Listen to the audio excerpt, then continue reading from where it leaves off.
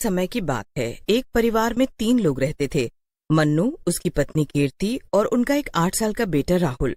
रमेश किसी फैक्ट्री में काम करता था और उसकी पत्नी घर संभालती थी। उसका एक खुशहाल परिवार था। मन्नू और कीर्ति राहुल को बहुत प्यार करते थे। सब कुछ बहुत ही अच्छा चल रहा था।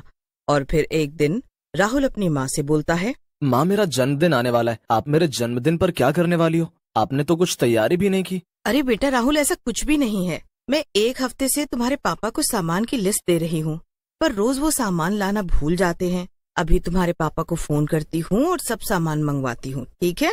कीर्ति मन्नू को फोन करती ही है कि इतने में ही वो घर आ जाता है और उस दिन भी वो सामान लाना भूल जाता है। अजी, आज सामान बोला था आपको, नहीं लाए क्या?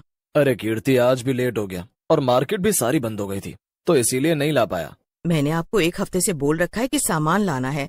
राहुल के जन्मदिन को सिर्फ 2 दिन बच गए हैं और आप हैं कि सामान ही नहीं ला रहे हैं अभी तक। अगर कल सामान नहीं आया ना तो घर में मत आइएगा, समझे?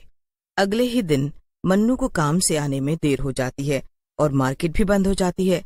मन्नू वहीं पास के नुक्कड़ पर जाकर बैठ जाता है। क्या वो भाई साहब, बड़े परेशान लग रहे हो? कोई बात है क्या? अरे भैया, मेरे बेटे का जन्मदिन है और मार्केट बंद हो गई है। अगर आज भी मैं सामान लेकर नहीं गया तो मेरी पत्नी मुझे घर में नहीं घुसने देगी। समझ नहीं आ रहा क्या करूं। अरे परेशान मत हो, यहाँ थोड़ी दूर पर ही एक मार्केट है, मैं तुम्हें ले चलता हूँ। तुम वहां से अपना सारा सामान खरीद सकते हो। फिर वो आदमी मन्नू को उस मार्केट में लेकर जाता है। मन्नू मार्केट देखकर बड़ा हैरान हो जाता है क्योंकि वो बहुत ही बड़ी और सुंदर होती है। मन्नू ये देखकर बहुत खुश हो जाता है और अपना सामान लेने लगता है। मन्नू एक एक करके सब दुकानों से सामान लेने लगता है, लेकिन वो देखता है कि वहाँ के सब दुकानदार थोड़े अजीब से ही होते हैं। किसी के चेहरे पर कोई मुस्कुराहट ही नहीं होती, बस सबके सब चुपचाप बैठे सामान बेचते रहते हैं। कोई दुकानदार बात भी नहीं कर रहा होता।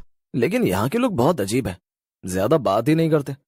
खैर मुझे क्या, मुझे तो मेरा सामान मिल गया ना। अरे सब खरीद लिया तुमने? कुछ रह तो नहीं गया? अरे नहीं नहीं, सब खरीद लिया मैंने। और ऐसी मार्केट मैंने पहली बार देखी है जहाँ इतना सस्ता सामान मिलता है। लेकिन मैं इतना सारा सामान अकेले घर लेकर कैसे जाऊंगा, बस यही सोच रहा हूँ। यहाँ तो कोई रिक्शा या ऑटो भी नहीं दिख रहा। अरे थोड़ी ही दूरी पर मेरा ऑटो खड़ा है, मैं तुमको तुम्हारे घर छोड़ देता हूँ। इतनी रात में ये ऑटो कहाँ से लाया?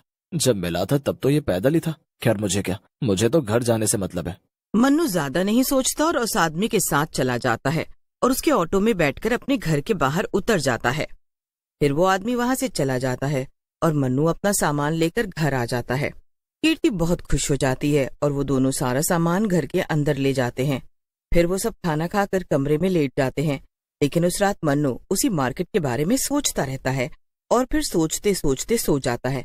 ऐसे ही 2 दिन निकल जाते हैं और राहुल का जन्मदिन आ जाता है।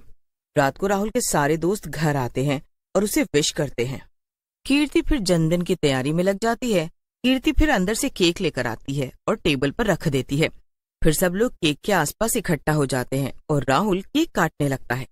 सब राहुल को मुबारकबाद देते हैं। सब बच्चे मास्क लगाते हैं, पर मास्क लगाते ही वो अजीब हरकत करने लगते हैं। थोड़ी देर तो मन्नू और कीर्ति को ये सब मजाक लग रहा होता है, पर जब वो देखते हैं कि एक बच्चा जिसने कुत्ते का मास्क पहना है वो सबको काटने लगता है तो वो लोग डर जाते हैं। जी, जल्दी सबके चेहरे से ये मास्क उतरवाओ, कुछ तो गड़बड़ है।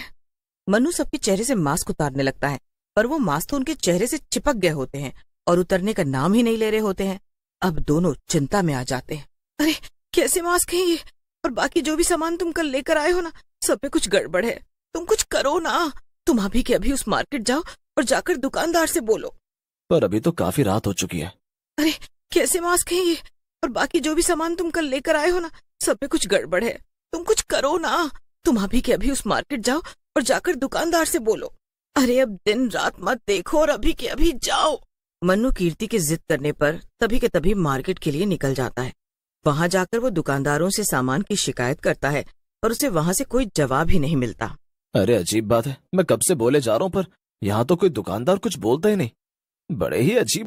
मन्नू पागलों की तरह गुस्से में चिल्लाने लगता है और उसको ऐसे चिल्लाते देख सब दुकानदार गुस्से में आकर अपना रूप बदल लेते हैं। सबके सब भूत और चुड़ैल में बदल जाते हैं। सबके सब जोर जोर से चिल्लाने लगते हैं। अब बोल, क्या बोल रहा था? बोल, दिखा अब तुझे क्या दिक्कत है। इतने सारे भूतों और चुड़ैलों को देखकर मन्नू तो डर कर पीछे हट जाता है। ये सब क्या है? ये आम इंसान एकदम भूत चुड़ैल में कैसे बदल गए? ये कैसी मार्केट है? ये सब क्या हो रहा है? ये कोई आम मार्केट नहीं है, ये हमारी मार्केट है, ये भूतों और चुड़ैलों की मार्केट है। हाँ, और यहाँ से खरीदा हुआ सामान काले जादू वाला है। ये तुम क्या बातें बोल रहे हो? मतलब वो सब सामान जो मैं अपने बेटे के जन्मदिन के लिए लेकर गया था, वो सब काले जादू वाला है? हाँ, वो सब काले जादू वाला है।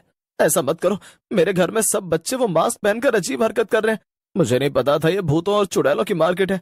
मन्नू सभी भूतों और चुड़ैलों से विनती करता है, पर कोई उसकी एक बात नहीं सुनता। मन्नू हार कर घर आ जाता है और सारी बात अपनी पत्नी कीर्ति को बताता है। कीर्ति तो ये सब सुनकर अपना सर पकड़ लेती है। हे भगवान, ये किस मार्केट से सामान उठा लाए आप? अब हम क्या करेंगे? कुछ सोचो। कुछ देर दोनों सोचते हैं कि तभी मन्नू को उस आदमी का ख्याल आता है। वो आदमी जिसने उस रात मुझे उस मार्केट के बारे में बताया था, वो पक्का जानता होगा। पर तुम उसे ढूंढोगे कहाँ? उसे ढूंढने की जरूरत नहीं। वो देखो, सामने वो आ गया। मैंने उसे जन्मदिन पर बुलाया था और देखो, वो आ गया। अब तुम बिल्कुल ऐसे रहना जैसे हमें उस मार्केट के बारे में कुछ नहीं पता। मन्नू और कीर्ति उस आदमी को लेने दरवाजे पर जाते हैं और उसका स्वागत करते हैं। वो आदमी बच्चों को ऐसे अजीब बर्ताव करते देख बड़ा खुश होता है। वो आदमी बड़ा हैरान होता है कि आखिर मन्नू इतना नॉर्मल कैसे है। उसके सामने सारे बच्चे इतने अजीब बर्ताव कर रहे हैं, फिर भी वो खुश कैसे है। मन्नू उस आदमी के लिए कुछ खाने का लेकर आता है। उसे खाते ही वो आदमी बेहोश हो जाता है और होश में आते ही वो खुद को रस्सी में बंधा हुआ पाता है। अरे ये क्या, मुझे किसने बांधा? अब चुपचाप से सच सच बता कि ये तूने क्या किया और क्यों किया। मैंने क्या किया? ये सब क्या बोल रहे हो? और खोलो मुझे अभी के अभी। हम तुमको खोलने तो नहीं वाले। हाँ, एक शर्त पर खोलेंगे, जब तू हमें सच सच बताएगा कि तूने ऐसा क्यों किया, क्यों मेरे पति को उस भूतों और चुड़ैलों की मार्केट में भेजा। क्या है वहां का सच, और कैसे बचाएं अब हम अपने बच्चों को उस काले जादुई मास्क से। मन्नू और कीर्ति जब उस आदमी को पुलिस को देने की धमकी देते हैं तो वो सब सच सच उगल देता है। देखो, मुझे सब सच पता था उस मार्केट के बारे में और मैंने तुमको जानकर वहां भेजा, पर इससे तुम्हारा क्या फायदा?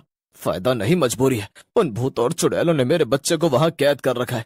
वो मुझे धमकी देते हैं कि जब उसके बदले में मैं 10 बच्चे उनको लाकर दूंगा तब वो उसे छोड़ेंगे। जब तुमने बताया कि तुम्हारे बेटे का जन्मदिन है तो मैं खुश हो गया कि यहाँ तो बहुत बच्चे आएंगे और मैं अपने बच्चे के बदले उनको देकर उसे आजाद करा लूंगा। तो तुम अपने एक बच्चे के लिए इतने बच्चों की कुर्बानी देने को तैयार हो? तो मैं क्या करूं, मेरे पास और कोई रास्ता नहीं बचा। हम तुम्हारे बच्चे को बचाने का कोई तरीका ढूंढते हैं। सब मिलकर उस आदमी के बच्चे को बचाने का तरीका सोचते हैं और फिर उनको एक तरकीब सूझती है। इस बार कीर्ति उस मार्केट में जाती है। वो बड़े ध्यान से एक एक दुकान पर जाती है और देखती है। उसे एक दुकान पर एक बच्चा दिखता है जिससे दुकानदार नौकरों की तरह काम करवा रहा होता है। कीर्ति समझ जाती है कि ये उसी आदमी का बच्चा है। मुझे यहाँ से वो सामान और उधर से 2 पैकेट आटा और हाँ, वहां से एक एक पैकेट सब पैक कर दो। दुकानदार सब पैक कर देता है, पर अब कीर्ति अपनी चाल चलती है। अरे, मेरी गाड़ी तो वहां खड़ी है, मैं कैसे ये सामान वहां तक लेकर जाऊं? आप इस बच्चे को बोलो ना कि मेरा सामान गाड़ी तक छोड़ कर आए। कीर्ति उस बच्चे को अपने साथ लेकर जाती है। वहां उसकी कोई गाड़ी नहीं खड़ी होती, बल्कि वो आदमी ऑटो लेकर खड़ा होता है। बाप और बेटे एक दूसरे को देखकर खुशी से पागल हो जाते। जल्दी अंदर बैठो और वक्त मत बर्बाद करो। कीर्ति उस बच्चे को अंदर बैठाती है और वो वहां से निकल जाते हैं। उसके बाद वो सीधा घर आ जाते हैं। उस आदमी के बेटे को वो बचा लेते हैं, पर अब चिंता होती है उन बच्चों की जिन्होंने मास्क लगा रखा होता है। अब तुम्हारा बेटा तो तुमको मिल गया ना, पर इन बच्चों को कैसे ठीक करें? ये मास्क इनसे चिपक गए हैं। मुझे पता है कि ये कैसे ठीक होंगे। ये मास्क पेपर के हैं, तो बस आप इनके ऊपर पानी डालो जिससे ये अपने आप खराब हो जाएंगे। बस फिर क्या, सब लोग उन बच्चों पर भर भर कर पानी डालते हैं और कागज के मास्क गलकर निकल जाते। मास्क निकलते ही बच्चे पहले की तरह नॉर्मल हो जाते हैं।